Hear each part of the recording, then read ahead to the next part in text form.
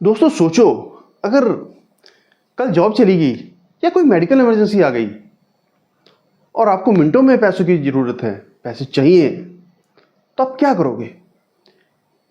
अगर emergency fund नहीं है तो आपकी सिप रुक जाएगी, इन्वेस्टमेंट्स बेचने पड़ जाएंगे। और सोचो, आपके सपने तो जैसे आधे रास्ते में ही रुक जाएंगे। सपनों को तो ऐसा लगेगा जैसे हार्ट अटैक आ गया है। तो नमस्ते दोस्तों, मैं रोहिल, आपका अपना फाइनेंशियल प्लानर और दोस्त।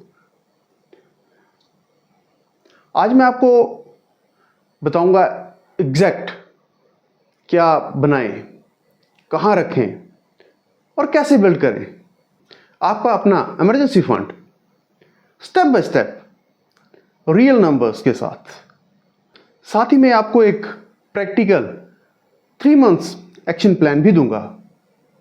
हो सकता है वो आपको हेल्प करे। तो दोस्तों, what is emergency fund? Emergency fund क्या है?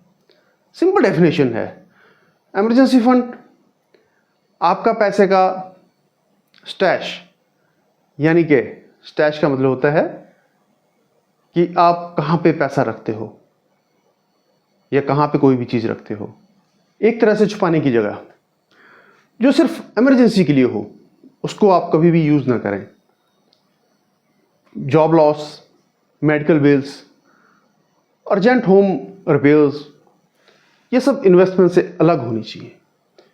ये लिक्विड होना चाहिए ताकि किसी भी टाइम आप इसको यूज कर सको किसी भी पेनल्टी के बिना। तो how much should you keep, मतलब आपको ये कितना रखना चाहिए? तो रूल प्लस न्यूमेरिक एग्जांपल के साथ सिंपल रूल है 3 to 6 months of your essential needs, monthly expenses।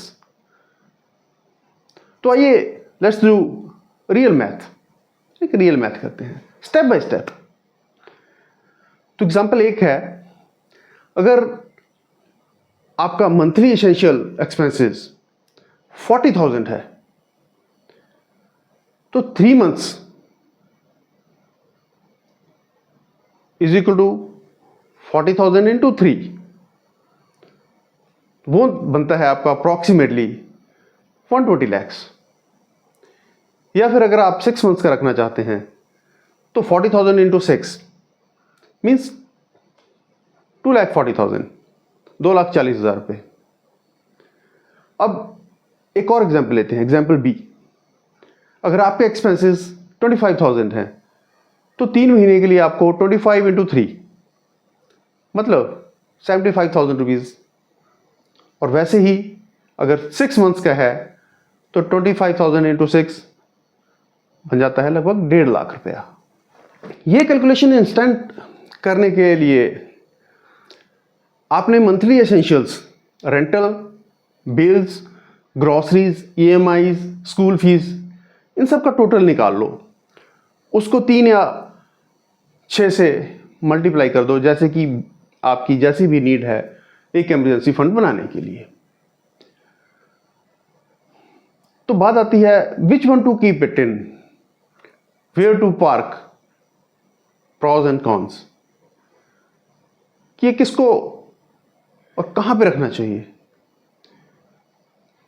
कहां पे इसको पार्क करना चाहिए, कहां पे इसके रखने में फायदा है और कहां पे नुकसान है। तो इमरजेंसी फंड हमेशा लिक्विड होना चाहिए। अब लिक्विड का मतलब यहां ये पानी नहीं है। लिक्विड का मतलब है कि आप कहीं से भी, कभी भी, जब भी आपको जरूरत पड़े, आसानी से आप विड्रॉ कर सकें। लेकिन इसके साथ साथ जहां भी ये आप रखें तो थोड़ा बहुत तो आपको इंटरेस्ट मिलना ही चाहिए। जायज़ है, जहां भी पैसा रखेंगे तो थोड़ा पैसा बनना चाहिए। अब इसकी टॉप 3 जो ऑप्शंस क्या हैं? Number 1, high interest savings, bank savings. मतलब कि हाई इंटरेस्ट सेविंग जो है वो एक तरह से लिक्विड है और बैंक सेविंग जो है वो लिक्विड प्लस सेफ दोनों ही हैं।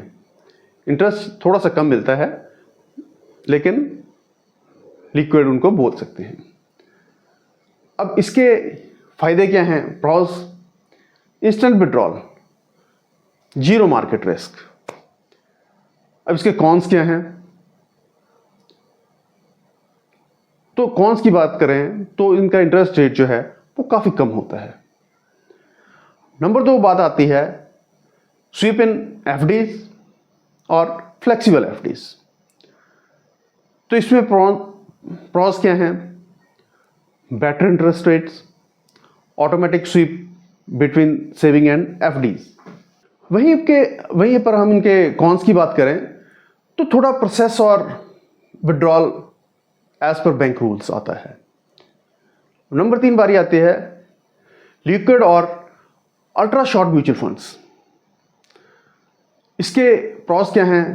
Slightly higher returns than savings, bank की सेविंग से थोड़ा ज़्यादा रिटर्न मिलता है। विड्रॉल्स क्विक है, ऑलमोस्ट 1 और 2 मैक्सिमम 1 और 2 डेज जो हैं टिपिकली इनमें पैसा आपका मिल जाता है। इनके कॉन्स क्या है? तो market linked, small risk but very low volatility for liquid funds. तो मेन रिकमेंडेशंस जो हैं, पहले 1 मंथ इन सेविंग्स, पहले 1 मंथ की इनकम जो है वो सेविंग्स में, इंस्टेंट सेविंग्स। बाकी बिल्ड करते हुए लिक्विड फंड्स या स्वीप इन एफडीज भी आप कंसीडर कर सकते हैं। अब बात आती है हाउ टू बिल्ड फास्ट। अपने इमरजेंसी फंड को हम जो है कैसे फास्ट ग्रो करें। तो प्रैक्टिकल प्लान्स और एग्जाम्पल्स, टाइमलाइंस के साथ थोड़ा सा इस पे बात करते हैं।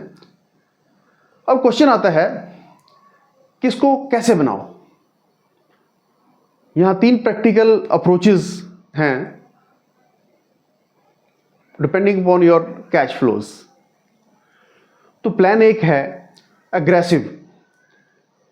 अगर आप सेव कर सकते हैं उनको क्विकली, गोल है, एग्जांपल लेते हैं 1,20,000 रुपए, तो उसके लिए कैलकुलेशन है 10,000 इंटू 12, मतलब 1 साल में। अब प्लान बी आता है बैलेंस्ड, गोल फिर वही 1,20,000 रुपए, सेव 5,000 रुपीज पर मंथ। तो ये आता है 1,20,000 को हम 5,000 से डिवाइड कर देंगे, मीन्स 24 मंथ्स। थोड़ा आहिस्ता आहिस्ता हम उसको इकट्ठा कर रहे हैं। देन प्लान सी आता है ladder plus SIP combo, best for starting investments. अब स्टेप 1 है इसमें, immediately create 1 month emergency fund from savings.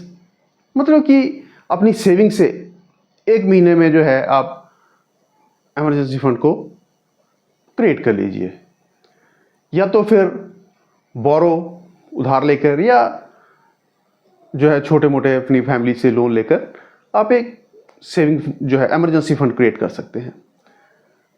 अब स्टेप 2 में आता है स्टार्ट अ स्मॉल सिप, चाहे वो 1,000 रुपीज हो सकती है, 2,000 रुपीज की हो सकती है। सो इन योर इन्वेस्टमेंट्स जो है, आपकी जर्नी, आपको इंतजार नहीं करनी पड़ेगी, आपकी इन्वेस्टमेंट की जर्नी भी साथ के साथ चल पड़ेगी। नंबर 3 आता है थोड़ी एक्स्ट्रा सेविंग करके इमरजेंसी फंड को 3 से 6 महीने लीजिए अपने गोल तक पहुंचने में। अब इनमें इंपॉर्टेंट चीज क्या है? इंपॉर्टेंट आता है आप कभी भी अपनी इन्वेस्टमेंट्स को इमरजेंसी फंड के लिए बंद ना करें। आपकी इन्वेस्टमेंट्स को साथ साथ चलने दीजिए। इमरजेंसी फंड में चाहे थोड़ा सा टाइम एक्स्ट्रा लग जाए, लेकिन आपकी इन्वेस्टमेंट्स रुकनी नहीं चाहिए, वो आपको लॉन्ग टर्म में बहुत ज़्यादा फायदा देंगी। एक छोटा सिप चलाना शुरू करो और इमरजेंसी फंड को स्टेडली आहिस्ता आहिस्ता बिल्ड कीजिए, जैसे मैंने आपको पहले भी बताया। अभी यहां पर आता है व्हाट नॉट टू डू, कि क्या नहीं करना चाहिए, कॉमन मिस्टेक्स क्या हैं। तो जो टॉप मिस्टेक्स हैं वो हैं इमरजेंसी फंड में जो है, इमरजेंसी फंड में रिस्की इक्विटी डालना, जो कि बिल्कुल गलत है। इमरजेंसी फंड जो भी होता है उसमें इक्विटी बिल्कुल भी इन्वॉल्व नहीं होनी चाहिए। इमरजेंसी फंड आपका अलग होना चाहिए। Using credit card for emergency, अर्थात इमरजेंसी की हालत में क्रेडिट कार्ड को यूज करना, जो कि बहुत ही गलत है। क्योंकि दोस्तों क्रेडिट कार्ड का इंटरेस्ट रेट इतना ज़्यादा होता है कि उसको चुकाने में बहुत दर्द होता है। इस पे भी हम कभी वीडियो बनाएंगे।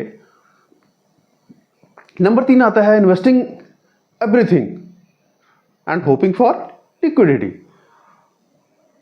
सब कुछ इन्वेस्ट कर दो और फिर होप कीजिए लिक्विडिटी की। उसमें अगर मार्केट डाउन होगी तो आपको अपना पैसा लूज करना पड़ सकता है,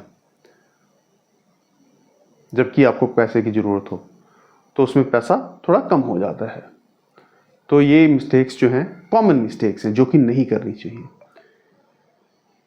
अभी एक क्विक रियल लाइफ सिनेरियोज की हम अगर बात करते हैं तो रियल एग्जांपल लेते हैं।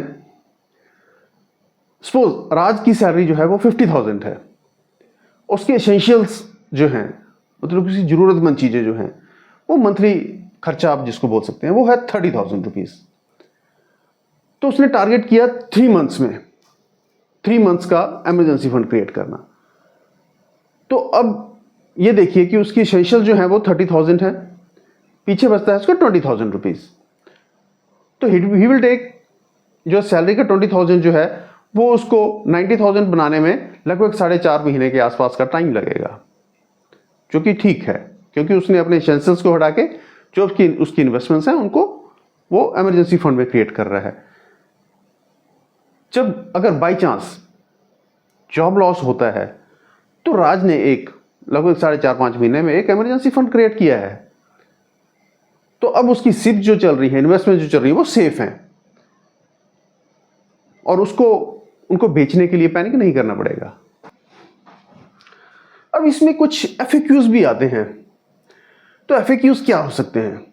तो एफएक्यूज में जैसे 2-3 एफएक्यूज लेते हैं।